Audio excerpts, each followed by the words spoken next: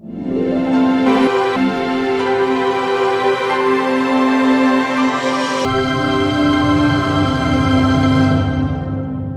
Morning, good evening to all of you wherever you are. आज के इस video में बताने वाला हूं कि आप एसक्यूएल में फर्स्ट क्वेरी कैसे लिख सकते हैं। So let's get started. ये एसक्यूएल ट्रेनिंग सीरीज में सेकेंड वीडियो है। फर्स्ट वीडियो में मैंने बताया था एसक्यूएल क्या होता है and why should you learn SQL. अगर आपने नहीं देखा है वो video, so you can click on the I button to go and see that. SQL में अगर आपको क्वेरी लिखनी है तो आपको डेटा क्वेरी लैंग्वेज यूज़ करना पड़ेगा। Just like data query language, SQL में और भी कमांड टाइप्स होते हैं। डेटा डेफिनेशन लैंग्वेज होता है जिसे हम DDL कहते हैं, डेटा क्वेरी लैंग्वेज जिसके बारे में हम बात कर रहे हैं, डेटा मैनिपुलेशन लैंग्वेज और DML, डेटा कंट्रोल लैंग्वेज और DCL और transaction control language which is TCL। इसके बारे में मैं किसी और वीडियो में बात करूंगा। आज के दिन हम फोकस करते हैं डेटा क्वेरी लैंग्वेज। अब एसक्यूएल एक लैंग्वेज है, एक कमांड बेस्ड लैंग्वेज है, लेकिन इसका खुद का ग्रामर और सिंटैक्स होता है जैसे कि इंग्लिश लैंग्वेज का होता है।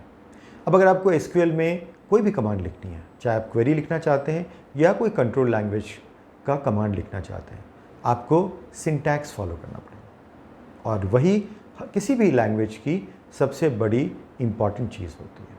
सो एसक्यूएल में क्वेरी लिखने का सिंटैक्स क्या होता है, जैसा आप स्क्रीन पे देख सकते हैं, स्टार्ट होता है सिलेक्ट से, जिसके बाद आपको कॉलम्स नेम लिखने होते हैं।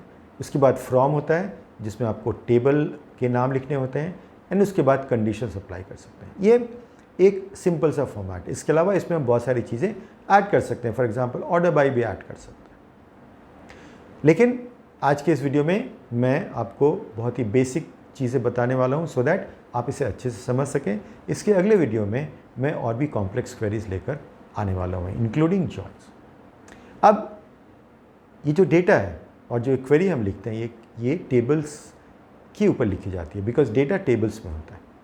तो ये समझने के लिए हमें सबसे पहले एक टेबल को देखना पड़ेगा। अपने स्क्रीन पे देख सकते हैं एक एम्प्लॉइज़ टेबल जिसमें कि काफ़ी सारे रोज़ हैं और काफ़ी सारे कॉलम्स हैं। अब जो क्वेरी हम लिखते हैं उसमें ऑप्शन होता है कि हम सारे कॉलम सिलेक्ट कर लें या सिलेक्टेड कॉलम्स लेकर आएँ। जो रिज़ल्ट होगा, सारे रोज़ करें या सिलेक्टेड रोज़ करें। सबसे पहले हम समझते हैं कि कैसे हम कॉलम्स को सिलेक्ट कर सकते हैं। हमें सारे नहीं चाहिए तो हम लिमिटेड नंबर कर लें, एंड सारे कॉलम चाहिए तो क्या करना चाहिए। तो सबसे पहला एग्जांपल है जब हम इस टेबल से, जो कि एम्प्लॉइज़ टेबल है, 2 कॉलम सिलेक्ट करना चाहते हैं। तो हमने select first name that is column का नाम, कॉमा लास्ट नेम दूसरे कॉलम का नाम, उसके बाद फ्रॉम एम्प्लॉइज़ जो कि टेबल का नाम है। अब देख सकते हैं कि फर्स्ट नेम और लास्ट नेम को सेपरेट करने के लिए कॉमा का यूज़ किया गया है, लेकिन लास्ट नेम के बाद कॉमा नहीं लगाया गया, उसके बाद सीधा फ्रॉम है।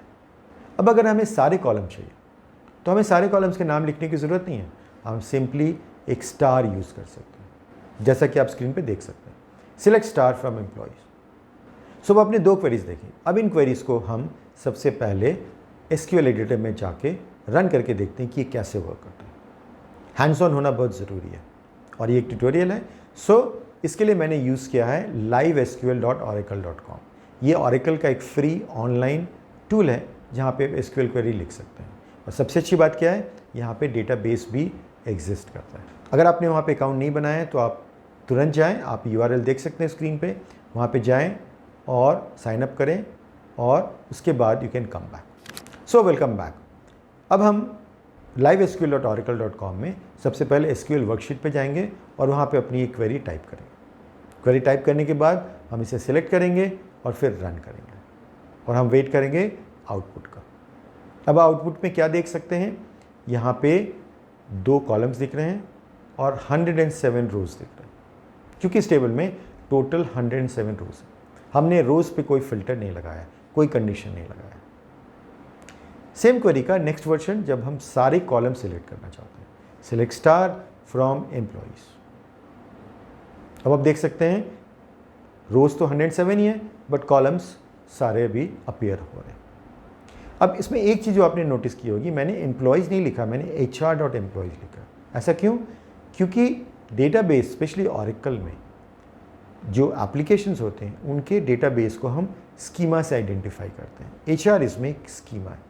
आप इनफैक्ट इस प्लेटफॉर्म पे बहुत सारे स्कीमा देख सकते हैं। एक स्कीमा करके मेन्यू ऑप्शन है जो आप क्लिक करेंगे तो जितने सारे स्कीमा ऑरेकल ने डिफ़ॉल्ट प्रोवाइड किया एज एग्जाम्पल वो आप देख सकते हैं। उसमें से एक है HR। तो अगर आपने HR.employees नहीं लिखा तो क्या होगा, ऑरेकल आपको एरर देगा, जैसा कि आप देख सकते हैं table of view does not exist, जबकि ऐसा नहीं होता है।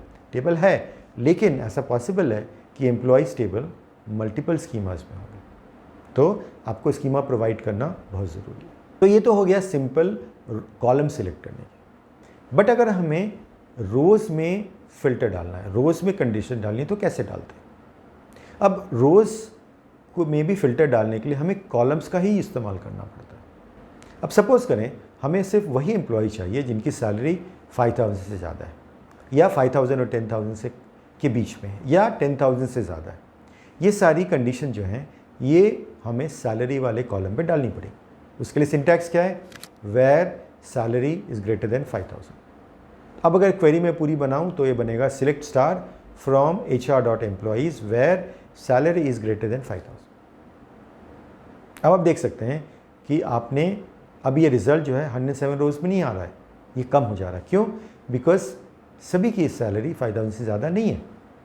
अब अच्छी चीज़ क्या है SQL में, आप greater than, equal to, less than equal to, between, ऐसे बहुत सारे जो टिपिकल मैथमेटिकल एक्सप्रेशंस होते हैं वो सारे यूज़ कर सकते हैं। सो किसी भी एक कॉलम पे जो कि मैथमेटिकल है या डेट वाला है, अगर आपको फ़िल्टर लगाना है तो आप ये टिपिकल मैथमेटिकल एक्सप्रेशंस यूज़ करके लगा सकते हैं। मैं इसके बारे में और ट्यूटोरियल्स लेके आने वाला हूँ, जिसमें जैसा मैंने बताया एक जॉइंस के ऊपर होगा, एंड और भी ट्यूटोरियल्स होंगे जिसमें मैं कंडीशंस के बारे में SQL कैसे लिख सकते हैं ये बताऊँगा। सो आई होप आपको ये वीडियो पसंद आया होगा। आपसे मैं नेक्स्ट वीडियो में मिलता हूँ। अगर आपको ये वीडियो पसंद आए तो प्लीज़ लाइक करें और मेरे चैनल को सब्सक्राइब करें। धन्यवाद।